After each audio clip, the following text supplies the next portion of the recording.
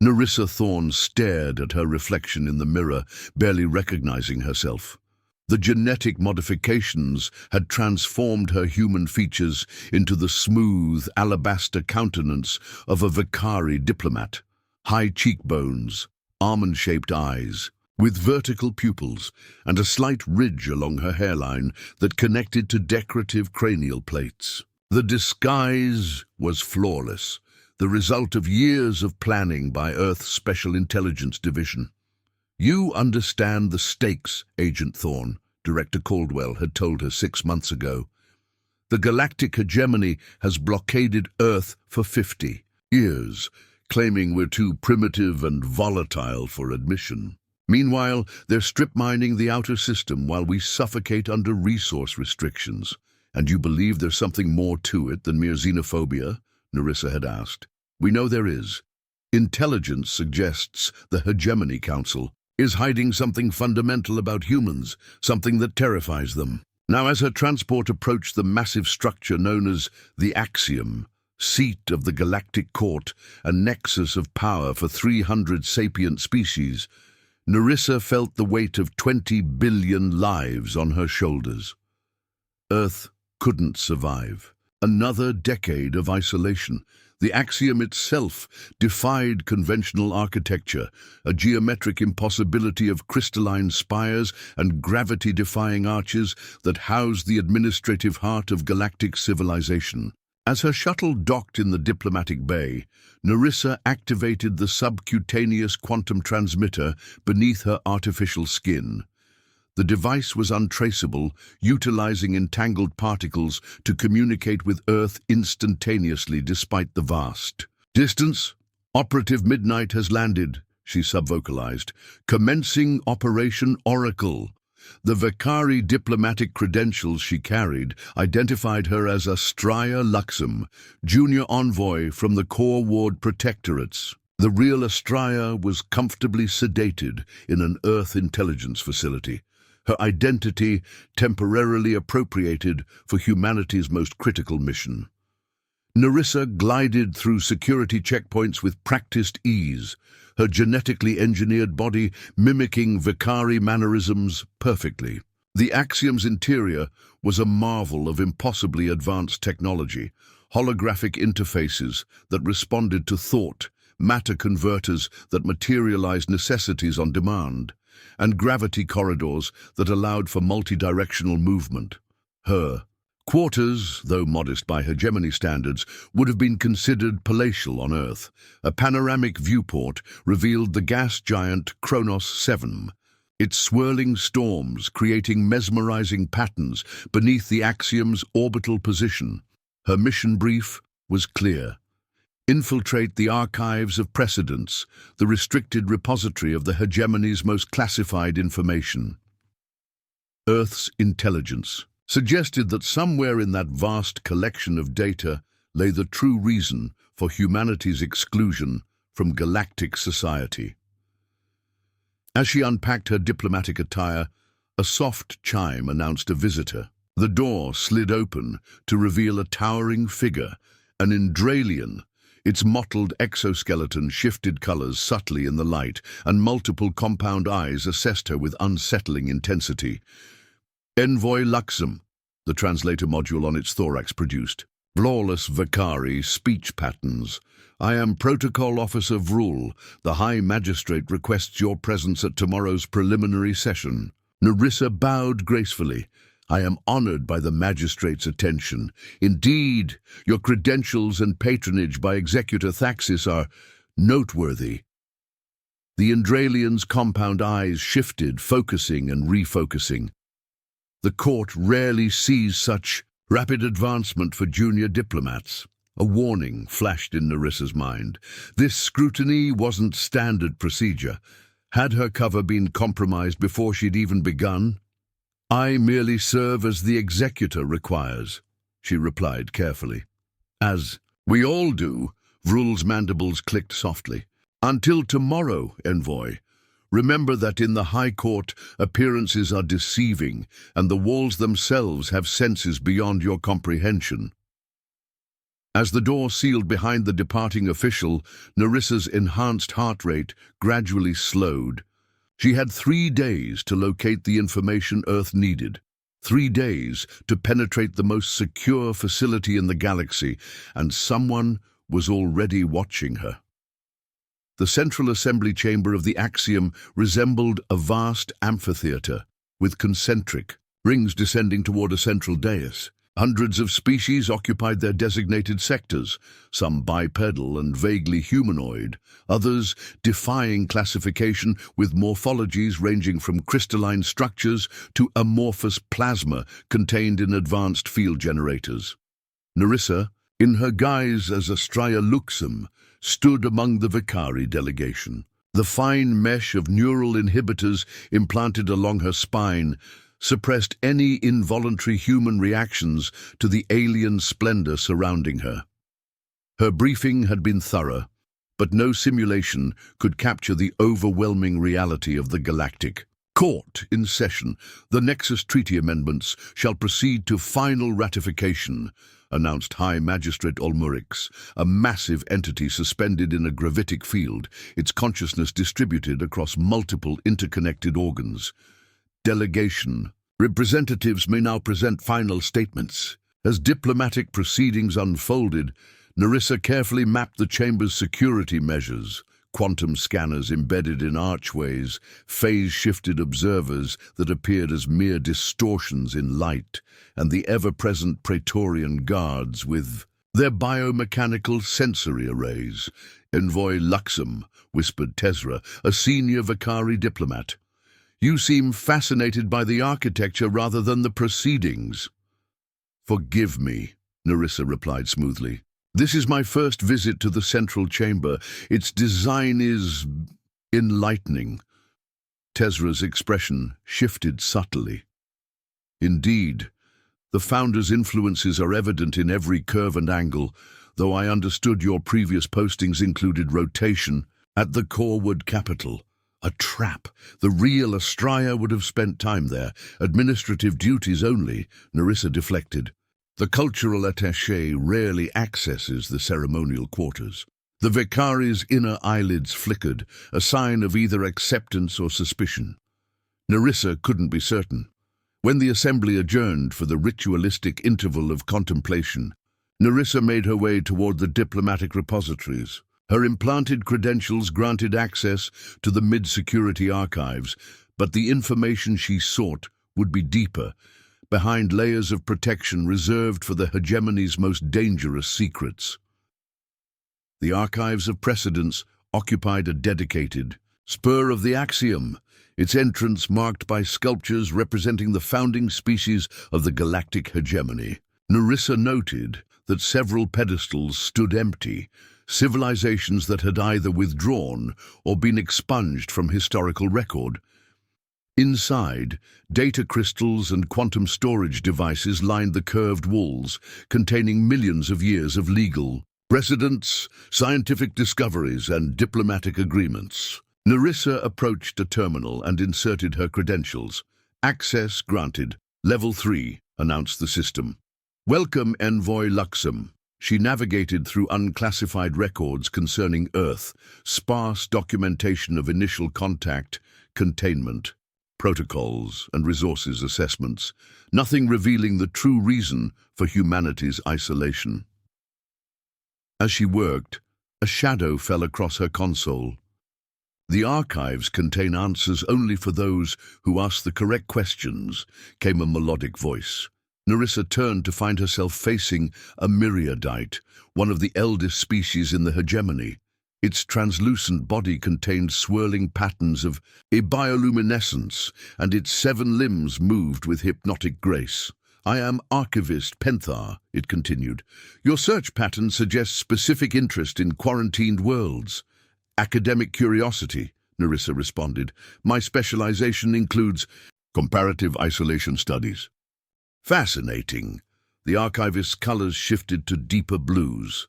Then perhaps you should examine the precursor extinction protocols rather than contemporary containment directives. Precursor extinction? Nerissa kept her voice neutral despite her surprise. Indeed, the parallels between certain genetic markers in quarantined species and the ancient destroyer races are noteworthy. Penthar's lights pulsed faster. Of course, such records require level 7 clearance, which you lack. I appreciate the scholarly guidance nonetheless, Narissa said carefully. Knowledge illuminates and blinds in equal measure, young diplomat. The archivist extended a tendril, depositing a crystalline object beside Narissa's terminal.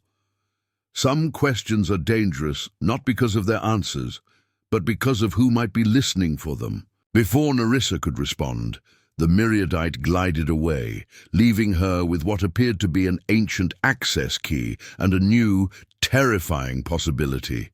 Earth wasn't isolated because humans were considered primitive, but because they were recognized as something else entirely. The crystalline key archivist Penthar had left behind, burned with possibility, in Narissa's quarters. She examined it under the room's adjustable lighting, revealing complex fractal patterns etched into its structure. Definitely no ordinary access device. Earth's intelligence had never reported the existence of such technology. Computer, engage. Privacy protocols, she commanded, and a soft hum confirmed that her quarters were now shielded from standard surveillance. Narissa activated her quantum transmitter. Control, this is Midnight. I've encountered anomalous assistance from a myriadite archivist, possible reference to precursor extinction protocols in relation to Earth, seeking guidance. The response came moments later. Proceed with extreme caution. This aligns with fragmentary intelligence concerning genetic classifications. Attempt access using provided means. Highest priority. She studied the key further, noticing how its patterns shifted subtly under different frequencies of light. A memory device, a credential, or perhaps a trap designed to expose her true identity, a decision point. Narissa placed the crystal against her personal terminal, and to her surprise, it melted partially into the interface, creating a hybrid access port. The screen flickered, then displayed text in ancient hegemonic script, a language dead for millennia but part of her intensive training. Verification required, it read. Speak the paradox of creation, a riddle or a passphrase. Narissa's enhanced memory raced through possibilities before settling on an obscure myriadite philosophical concept. That which creates must first destroy, she answered carefully. The terminal hummed, accepting her response. New text appeared. Security clearance provisional. Temporal limitation imposed. Proceed, seeker. Suddenly, the terminal projected a three-dimensional display filled with genetic schematics. DNA strands, unlike anything in Earth's biological databases. As Narissa examined them, she realized with growing horror that she was looking at comparative analyses between human genetic structures and something labeled Harbinger Species Classification. According to the data, human DNA contained dormant sequences matching those of a civilization that had nearly destroyed the galaxy 50,000 years earlier, a species called the Varaxians. The information described them as reality shapers, beings whose cognitive processes could directly influence quantum probabilities. The human genome contains 78% dormant Varaxian sequences, the text explained. Quantum resonance testing confirms latent reality manipulation capabilities. Containment is paramount until genetic divergence is sufficient.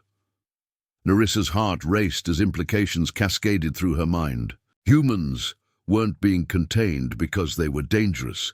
They were being quarantined because they were descendants of something the galaxy had nearly been destroyed to eradicate. Her contemplation was interrupted by an alert. Unauthorized.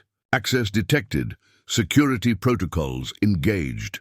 The room's lighting shifted to a pulsing red as the terminal began purging its display. Narissa quickly captured as much data as possible in her enhanced memory before the crystal key dissolved into metallic dust. Her door chimed urgently. "Security inspection," announced a mechanical voice. "Stand by for entry." Narissa assessed her options rapidly. Fighting would expose her immediately. Running would trigger station-wide protocols. That left only one choice: brazen it out.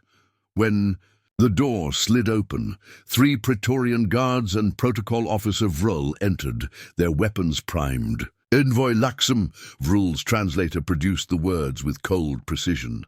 "Explain your unauthorized access to classified genetic archives." "I was researching comparative xenobiology for an upcoming trade delegation," Narissa replied calmly. "The terminal malfunctioned after accepting my credentials. The lead Praetorian's sensory arrays focused on her. Biometric anomalies detected. Authorization for deep scan requested.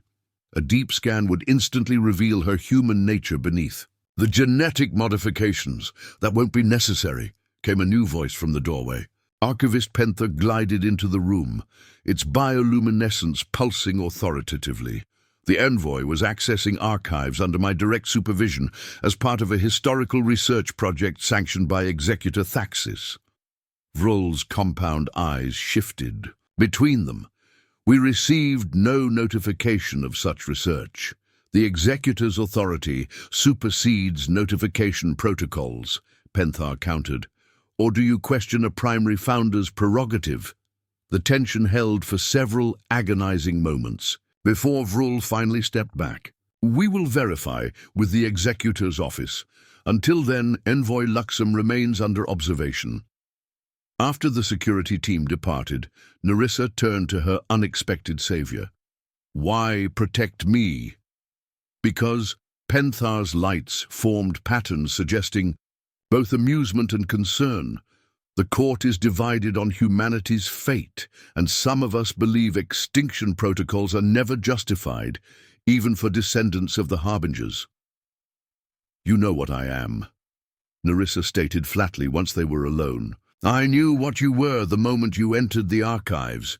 Penthar's bioluminescence flickered, in patterns suggesting contemplation. "Your movements, your respiration patterns, subtle but detectable to one who has studied humans." "Then why not expose me immediately?" "Because the greatest secret in the galaxy isn't that humans are descendants of the Varaxians," the Myriadite replied. "It's that the Hegemony Council has been manipulating your species for centuries, guiding your evolution through controlled interventions." Narissa felt the floor seem to shift beneath her. "What? The quarantine isn't to protect the galaxy from humans," Penthar continued. "It's to control humanity's development until you can be properly harvested." The archivist projected a holographic timeline from its central core. The Varaxian ability to influence quantum probability wasn't just destructive, it was the most powerful energy source ever discovered. Their consciousness could literally rewrite reality at a fundamental level. And humans inherited this? In dormant form. Your species calls it luck, or intuition, or inspiration, moments when probability seems to bend in your favor. The Council has been waiting for human civilization to reach optimal development before revealing the truth and extracting this capability. Narissa's enhanced mind rapidly processed the implications. Extraction would be fatal. For most, yes, the hegemony has developed techniques to transfer Varaxian neurological patterns from human hosts to synthetic interfaces. The hosts rarely survive. Narissa activated her quantum transmitter. "Control, critical information obtained. Earth isn't quarantined. We're being cultivated. Recommend immediate..." Her transmission cut off as Penthar gestured urgently. "We're being monitored now. The system detected your communication." "I need to warn Earth," Narissa insisted. "There is another option," Penthar said quietly. "The Dissolution faction, a group of species who oppose the Council's plans, has prepared contingencies. We have ships, resources, sanctuary worlds." "I didn't come here to defect," Narissa countered. "I came for information that could save my people." "What if saving them requires more than information?" The archivist's colors darkened. The Council is accelerating their timetable. Within days, they will vote to initiate the Harvest Protocol. A proximity alarm sounded throughout the habitat ring. Security breach detected in Diplomatic Sector 7. All personnel initiate lockdown procedures. They've found something. Penthar's lights pulsed with urgency. We need to move now. The archivist led Narissa through a maintenance access point hidden behind a decorative panel. They traversed narrow utility corridors where environmental systems hummed and pulsed around them.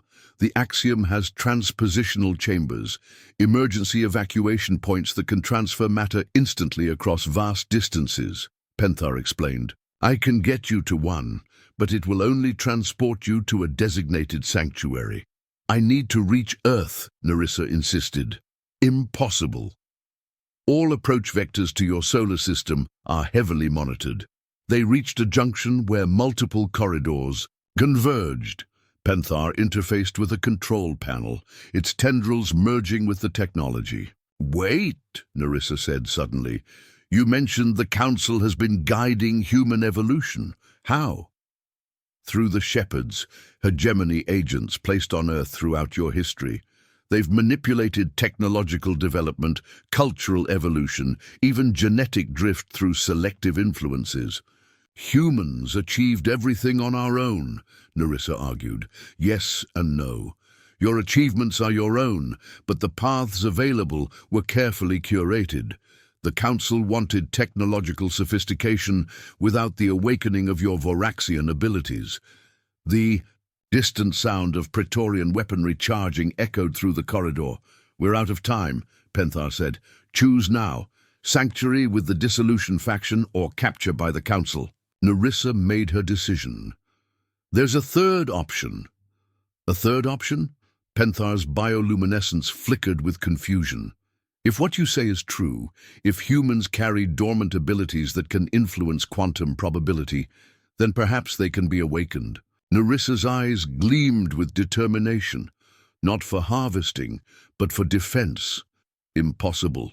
The Council has spent millennia preventing precisely that outcome. You said yourself they guided our evolution. What if their interference is what keeps our abilities dormant? Narissa countered. I need access to the complete genetic archives, not just fragments. Penthar hesitated. The primary archive node is in the central core. Security there is absolute. Nothing is absolute, Narissa stated, her mind racing through possibilities. Every system has vulnerabilities. The archivist's colors shifted to decision patterns. There is one approach, the testimonial chamber. When new species are considered for admission to the hegemony, their complete biological and historical records are temporarily loaded into the primary archive for assessment. Can you arrange such a testimonial? Not for a quarantined species. Penthar paused. But I can trigger an emergency review protocol, claiming new evidence affecting a pending judicial decision. As security forces approached their position, Penthar led Narissa deeper into the maintenance networks of the Axiom. They emerged in a crystalline chamber where technological interfaces merged seamlessly with organic components. The founders designed the Axiom to be partially sentient, Penthar explained, connecting to a neural interface. I am requesting an emergency evidentiary review concerning humanity's classification. The chamber hummed with energy as holographic displays materialized around them. Genetic sequences, historical timelines, and probability calculations filled the air. Upload complete, announced an automated voice. Review sequence initiated. Narissa stepped forward, studying the displayed information with her enhanced cognitive abilities. There, she pointed to a sequence of genetic markers. These suppressors, they're artificial. Someone modified human DNA to inhibit specific neural pathways. The shepherd's work, Penthar confirmed. Genetic modifications introduced over thousands of years. Narissa's fingers flew across the interface, combining human genetic data with the Varaxian templates. If I reverse engineer the suppressors, you risk catastrophic neural feedback, warned Penthar. Even if theoretically possible, you have no way to implement such changes on a planetary scale. A slight smile curved Narissa's lips. Don't I? The quarantine beacons surrounding Earth's solar system, they don't just warn ships away. They're constantly broadcasting something to the planet's surface. Understanding dawned in Penthar's luminescent patterns. The suppression field. Of course, maintaining genetic inhibition requires constant reinforcement, and if those beacons were reprogrammed to broadcast an awakening sequence instead... Narissa's voice trailed off as she immersed herself in the genetic calculations. The chamber's doors suddenly hissed open. High Magistrate Ulmerix floated in, surrounded by Praetorian guards and council representatives from a dozen species. Agent Thorn of Earth, the magistrate's voice resonated throughout the chamber. Your infiltration has been monitored since your arrival. Did you truly believe the hegemony would not recognize a human beneath genetic modifications? You knew. Narissa stood her ground. We allowed your investigation to proceed. Your reactions to our revelations provided valuable data on human cognitive processing. Ulmerix's distributed consciousness pulsed with cold calculation. The harvest protocol will commence as scheduled. I think not, came Penthar's calm response. While you were monologuing, Agent Thorn completed her work. Narissa's hands pulled away from the interface as a confirmation signal chimed. Quantum entanglement has its uses, she said. Earth received everything, including the deactivation codes for the suppression field. Alarms blared throughout the axiom as monitoring systems detected massive energy fluctuations from the Sol system. What have you done? Demanded the magistrate. I've awakened humanity, Narissa answered simply. Not to destroy as the Varaxians did, but to ensure our right to exist freely. On view screens throughout the chamber, real-time imagery showed the quarantine beacons surrounding Earth's solar system, transmitting new patterns, awakening signals reaching every human on the planet. The Varaxians nearly destroyed the galaxy with their reality manipulation, protested a council member. Humans aren't Varaxians, Narissa countered. We've evolved differently. We create more than we destroy, and now we'll have the chance to prove it. The magistrate moved to order the beacons destroyed, but hesitated as probability calculations appeared on every display, showing catastrophic outcomes for any aggressive action against Earth. It appears, Penthar observed, that humanity's awakening has already begun to influence quantum probability fields. Fascinating. This ends the quarantine, Narissa announced. Earth will send representatives to the Galactic Court, not as subjects, but as equals. The harvesting program ends today. As the council members conferred urgently among themselves, Narissa received confirmation through her quantum transmitter. Across Earth, humans were experiencing an awakening, sudden clarity, enhanced intuition, and the first stirrings of abilities that had lain dormant for millennia. You've changed everything, Penthar said quietly. Narissa nodded. That was always the mission, not just to discover why we were being excluded, but to ensure we would never be exploited. The magistrate finally spoke, its tone resigned. The council acknowledges the altered circumstance. We will receive Earth's representatives and negotiate terms for mankind's entry into galactic society.